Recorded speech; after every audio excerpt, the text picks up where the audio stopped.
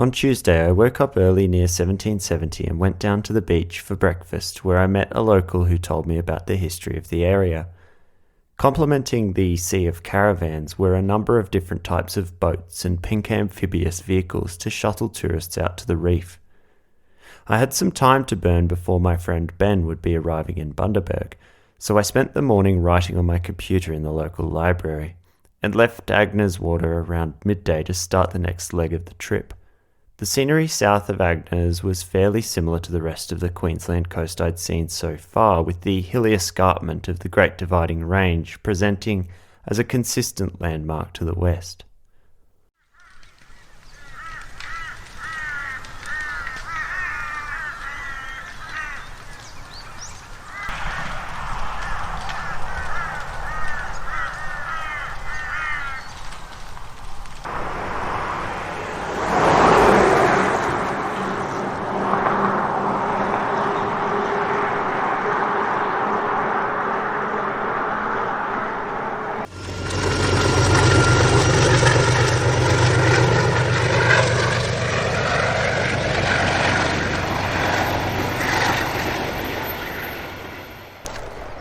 Well, my microphone has been playing up really badly, and I originally assumed that it was to do with interference. But actually, I found out that what it is the cable itself has had some of the conductor stripped by the camera's input. I'm going to just have to replace the aux cable. Anyway, what I'm doing right now is I'm about 65 kilometres from Bundaberg. Rosedale is just down the railway tracks there a little bit. It's about 4:45 right now, and I'm just going to find a camp somewhere around here, maybe a little further away from the railway though. Yeah, tomorrow I'm off to Bundaberg and I want to go to the library, spend a bit of time there, and then I guess go and see Ben when he arrives.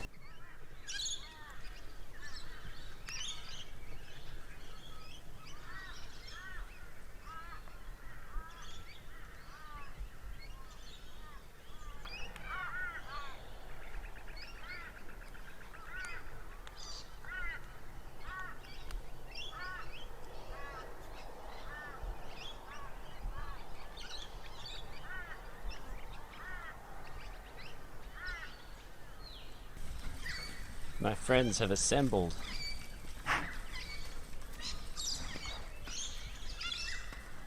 I've just got my tent here. I wonder what they want. They want a group portrait, that's what they want. Hello, Maurice. Let's take your group portrait.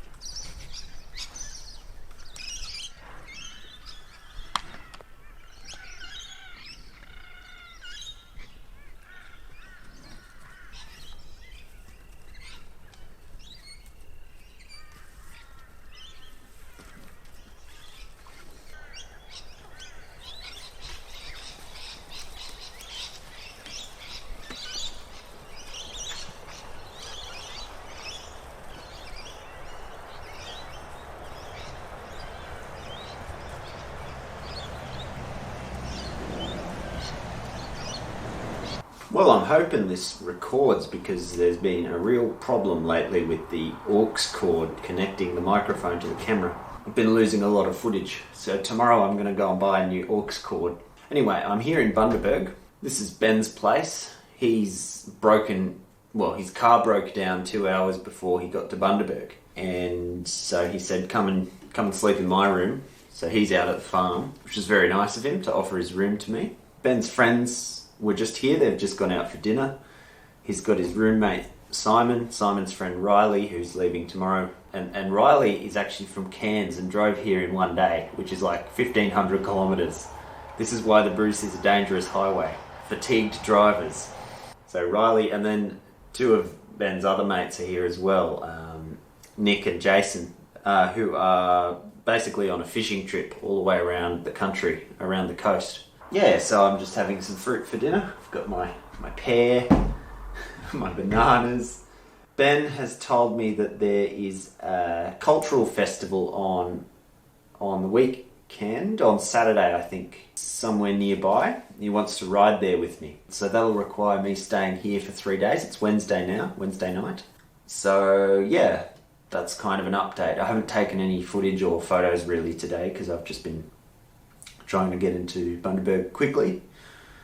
I had no water, so I think I was on the road by 7:30, which is early for these days. Because I've been staying with people, my body clock gets set back a little bit. I got here by 12 o'clock. And then I just spent the afternoon in the library, and yeah, I don't think there's very much more to say, but we'll see if we can get a new aux cord for this camera and get some good footage tomorrow.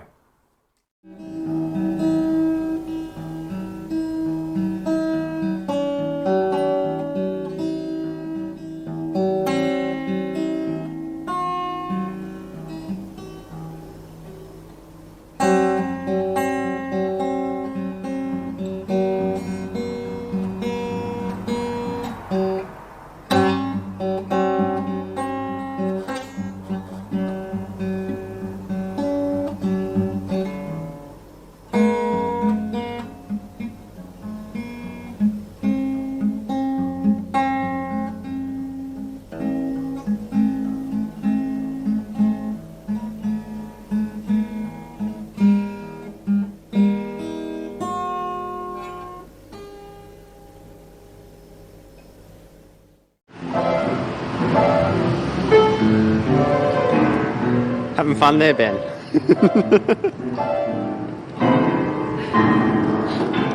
What it would be. Oh, a lot of meat on it. Pigeon's good. Yeah, a lot of meat. Yeah. Fat little bird. Yeah. Pigeons are... there was some in Serena, and I was just trying to, scare them, make them go away. It got so close to me actually kicking it, because it just kept coming. I love them in the city. Get the message, those bird. pesky freaking pigeons everywhere. And just for entertainment's sake, I go pick them up. But they're really funny. They pick them up? Yeah. Well, in have Canberra? Have a little pat. No, I'm mostly in Sydney or Brisbane, Canberra, wherever I feel like it. Just for entertainment's sakes. It is so, yeah, anyway. You pick But them like, up? particularly, like they observe and they realise that most humans walk along paths where there's grass, where there's a park. Most people, if there's a path going through a park, most humans will follow the path. Only the little ones will run off the path. So they sit on the side of the path and they think, oh yeah, no, We're safe I'm here. safe here. They're all these humans are predictable. They're all going back and forth. And so you just walk along and you go, boom, you got them. Easy to catch. And then What's easy to catch? What are you talking about? What was the pigeons? Don't forget you've got lures on your bull bar. Yep. Yeah. Yeah. So that's how you catch a pigeon. A lot of people who are going out who don't have the money, because like electric grills are a couple $1,000 just for the reel, and that's before you even put line on it. Then you got to put over a kilometre's worth of line on it. Surely? It does. would, I used yeah. it when I went out Bermagui, which is like the closest town to the shelf. And so it goes from like 120 metres to like 600 metres deep.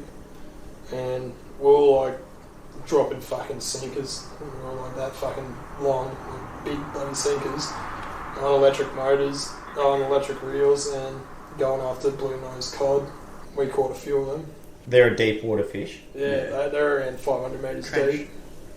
And yeah, we hooked onto a couple of those, and yeah, you just sit there and just, and it'll just fucking bring it up. And if it fights, it'll let the thing sport like kill a line, and when it's ready, it'll bring it back up, and you're just sitting there waiting. But A lot of people use like Good way for them to get when they're doing catch a their fish to eat. yeah, dropping their lines and stuff down, they'll use like a brick. So you can get like a brick, all the bricks that you get with all the holes and stuff like that. Yep. So they'll just tie like a brick on the end of the line as a sinker. Oh, yeah. with like And then they'll put like, say, 10-pound line on it, even though they're using 50-pound line to fish with. They just use 10 pounds, so that if you hook up, the actual brick itself will break away, and you don't have the extra weight of pulling a sinker up with it. So you just pull your fish up. And or you just let it hit Leave the it bottom. at the bottom. Or you hit the bottom and just fucking bang, and then your boat's just floating down there. Well, that's how. Oh, a lot of shark fishermen do it the same way at home too, because we've had a lot of baits and stuff like that out. So you get on a kayak, drop a bait out. Off In a the kayak. Yeah, Jace does it. I don't. We've Fuck had that. I'm planning on getting it like engraved and all that stuff. How much that cost me? The gun itself is $1,500. nearly 1,500. But The scope itself is 400. Only because it's stainless. How do you load it? So you Through put your here? bullets through here. Oh, and they just stack in. They stack in, and every time you There's a reload, spring that pushes that up, pushes and then all this back. Yeah, when it hammers down, you can bloody do a sick reload. Bang, and then you go. You. How do you open this? Oh, that's That's just spring it. loaded, Oh, so you you just You can push her in, just don't pull the trigger. yeah, just don't pull the trigger. Don't drop the bullet. You gotta push it in at the same time. Yeah, so you go. Oh, you gotta have that shut too, because you won't be able to load it without that. So the safety's on, That's a bit easier. and then when you loads it up, and then you go bang, pull the trigger, and then Yeah, slots it in. ejection. Right, cod. Oh, cod. Green tea, green leaf, tea leaf, Tea leaf. Trevally, and then there's a snapper that we cooked up the other night. Also beautiful. Yeah, nice. How much do we need to buy then? So that's that's what it came down to. 2 onions and a whole thing of mushrooms. We caught this in the bloke that we. And what type of fish is this? This is all coral Oh, trout. it's all from the same. Coral trout. All the same fish. Oh, yeah, which is why it's got those blue spots on it. Such beautiful flesh.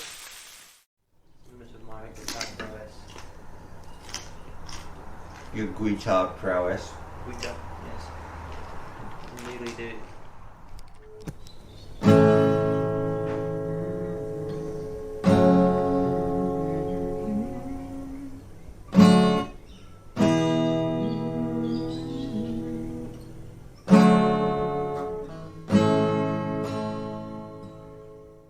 Yummy.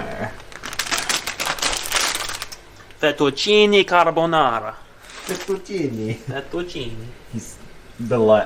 My grandmother was called fettuccine. Not the most feminine name, but well, she could cook, eh? So, carbonara for dinner. And here's the eggs and the cheese Gonna need it tomorrow. and the bacon. Fuel for the fire. That's right. Don't know who cooked this bacon. I mean, burnt the bacon. Hey, Nah, it's all good. sometimes the So- bacon just gets burned, okay? Very flavoursome. That's life. A little bit of grit, cleans your belly out.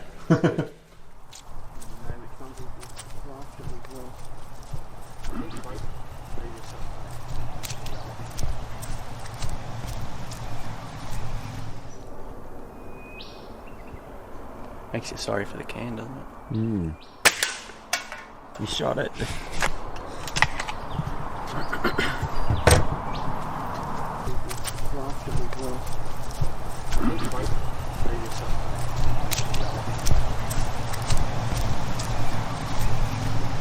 That was That was your first one that went like first one. So that not too bad for me. So where did it? That came out that way. Must have entered there. Oh, okay. Maybe we've got 2 there. One there and one there. Yeah. Go for the top left box. White box.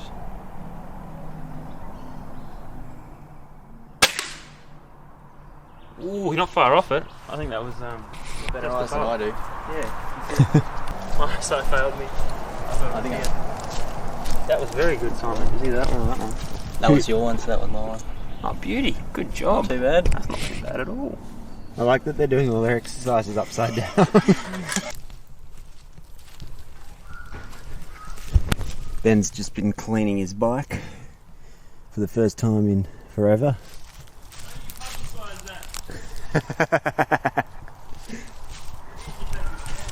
It's looking very nice now. Well, Ben and I are going to head off to the Childers Multicultural Festival, which is 50k down the road, in the direction that I'm travelling to Brisbane anyway, which is perfect. Got my bike set up over here, and here's Ben's bike.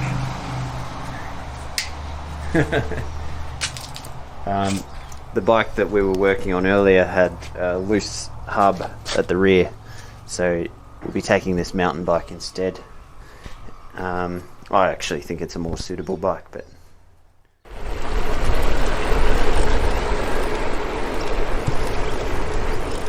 Riding through the cane fields with Ben. Ma! Showing your Maltese heritage, hey? How good is Bundy? How good is Bundy? Yeah, cane fields and smooth dirt roads with no traffic on them. Yeah, skip.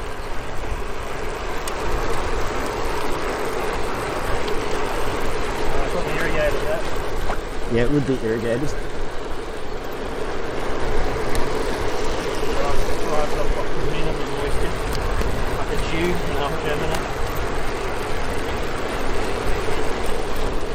I wish I could ride with no hands. Take your stuff. You want to go? Have a go, just so you can have fun. Hey, all right, we'll switch switch bikes. Get in a higher range.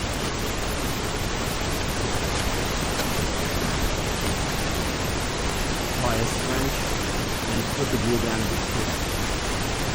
You want to keep that chain straight.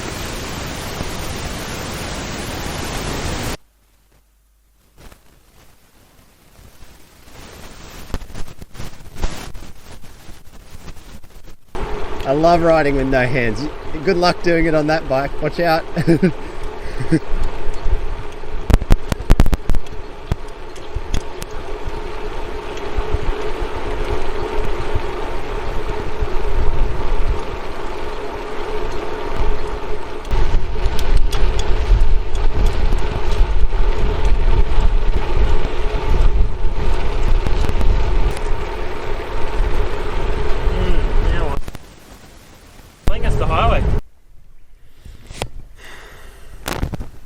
Going that way. Going that way. Sun's setting. Sun's going down. Dingoes are howling. We're concerned for our life. But with hope, there is a way forward.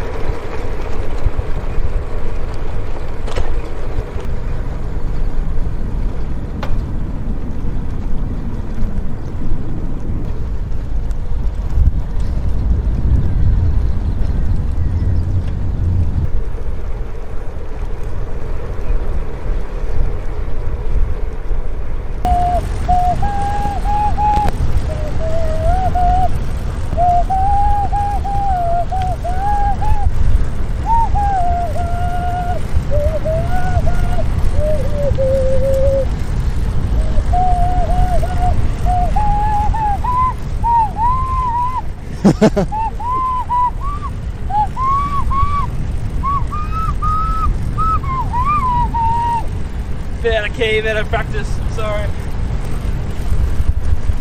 This is Sandstorm by Darude. By Bengalia. By Bengalia.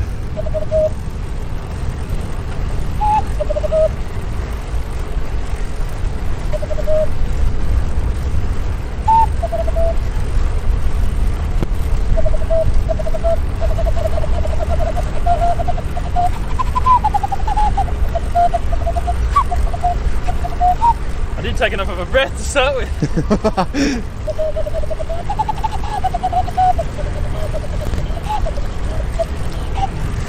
Too much spit.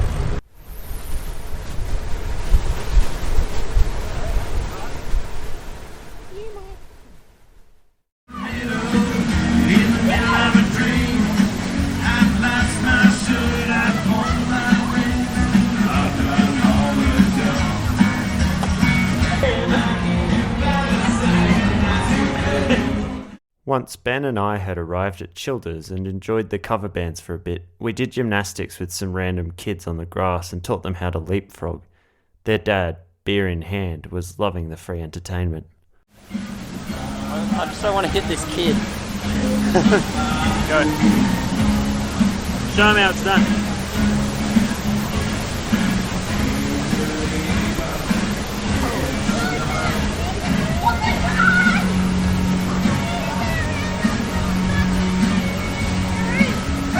I'm trying to get into a back salt. That was good, mate. It was a good try. Good work. Good try. Good work.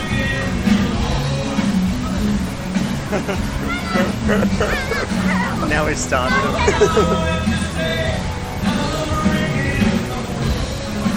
Oh, you did it! One into a back salt.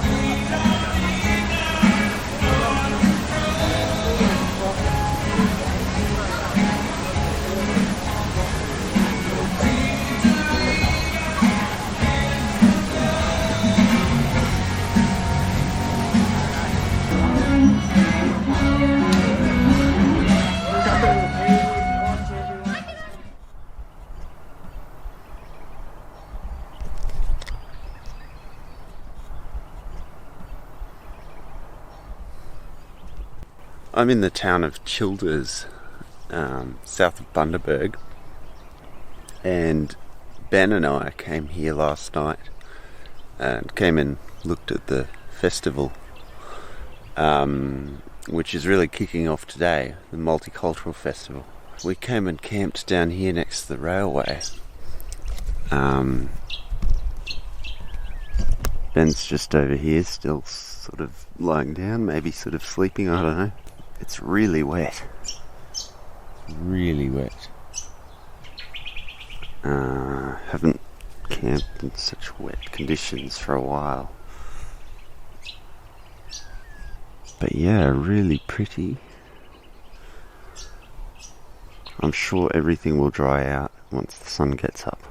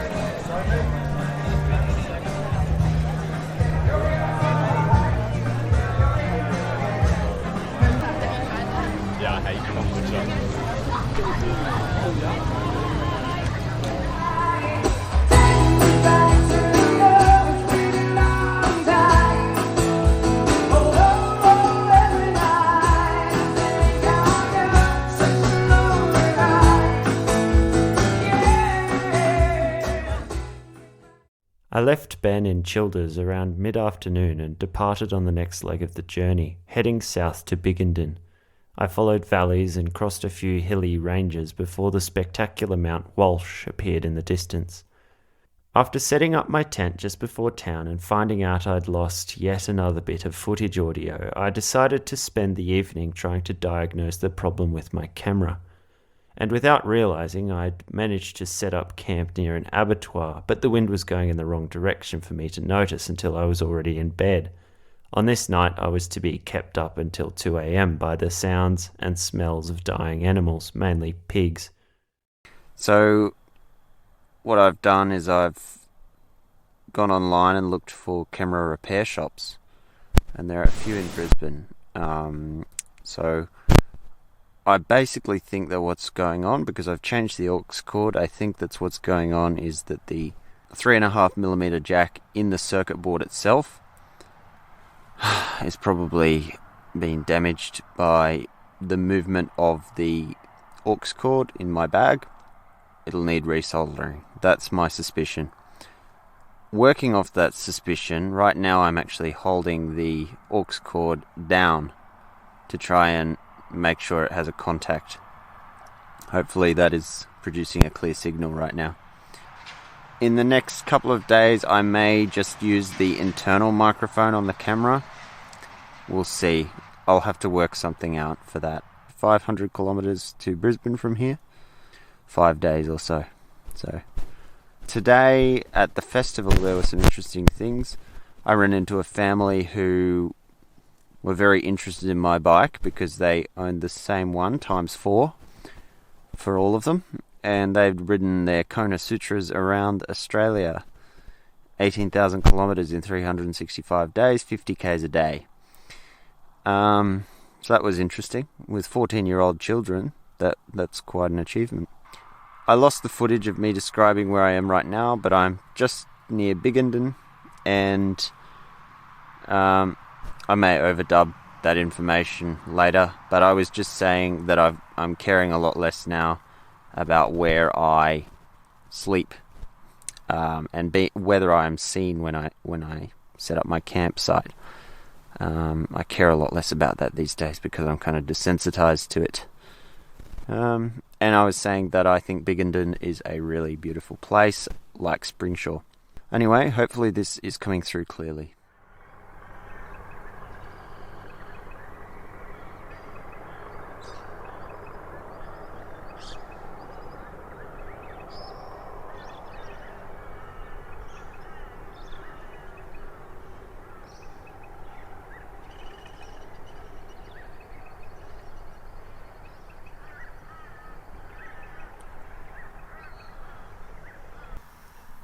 This here is Mount Walsh, just south of Biggendon, and it is beautiful. It seems to be creating its own microclimate. It's had clouds over it all day, even though the rest of the landscape has been sunny. I think its elevation is about 700 and something meters, 740, whatever.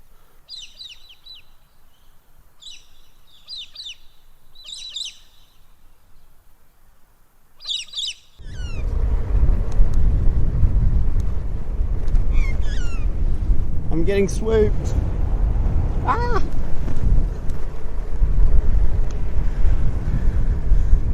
Aggressive magpies. Another beautiful onomatopoeic Australian place name. Boompa.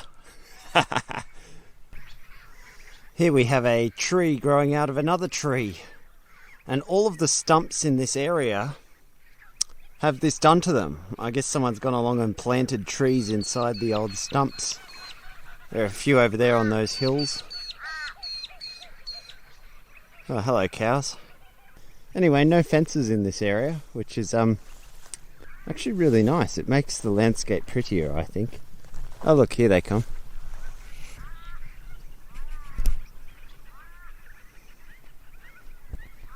Inquisitive things.